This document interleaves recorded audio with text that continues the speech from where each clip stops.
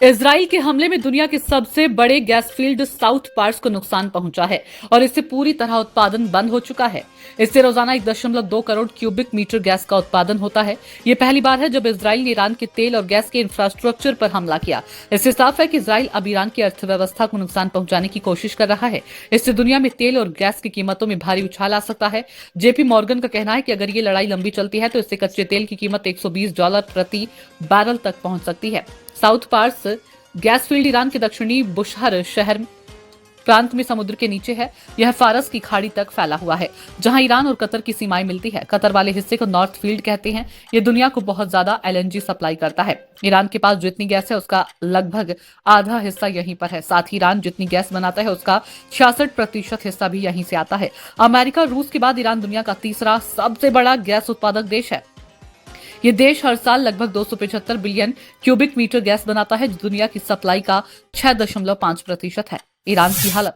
अंतर्राष्ट्रीय प्रतिबंधों की वजह से ईरान की ज्यादातर गैस देश के अंदर ही इस्तेमाल होती है। ईरान इसी गैस से अपने घरों को गर्म रखता है, कारखानों को चलाता है और अपनी अर्थव्यवस्था को बनाए रखता है। इसके विपरीत कतर इसी फील्ड से हर साल 77 मिलियन टन एलएनजी एक्सपोर्ट करता है। इसमें शेल और एक्सोन मोबिल जैसी बड़ी कंपनियां उसकी मदद करती है। इस हमले से सिर्फ ईरान की ऊर्जा को ही खतरा नहीं है, ये एक चेतावनी है कि आगे और भी जरूरी ठिकानों पर हमले हो सकते हैं।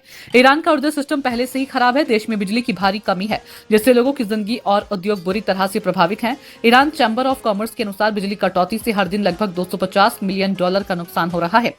प्रतिबंधों, पुराने उपकरणों और निवेश की कमी ने इन सेक्टर को कमजोर बना दिया। अगर ये रुकावट लंबे समय तक रही तो अर्थव्यवस्था और भी खराब हो सकती है और लोगों में गुस्सा बढ़ सकता है।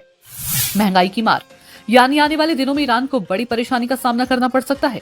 इससे ईरान की इकोनॉमी की कमर टूट सकती है। देश के लोग पहले ही भारी महंगाई से परेशान हैं।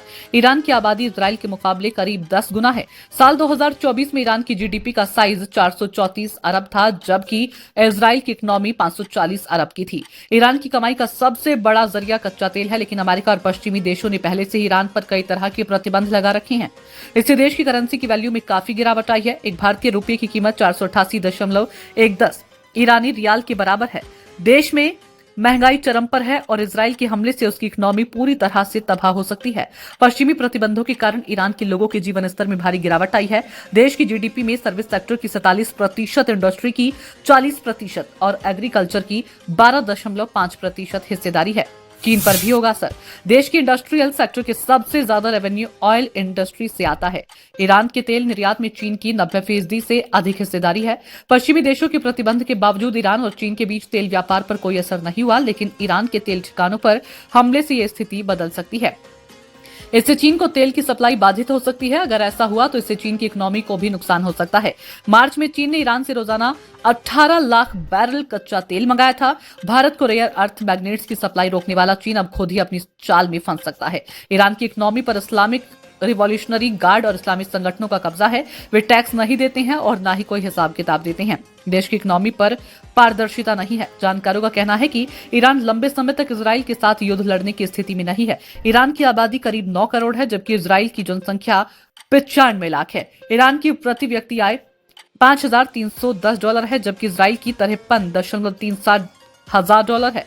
साफ है कि इजराइल लंबे समय तक युद्ध लड़ने की स्थिति में है, जबकि ईरान के लिए ऐसा करना आसान नहीं है।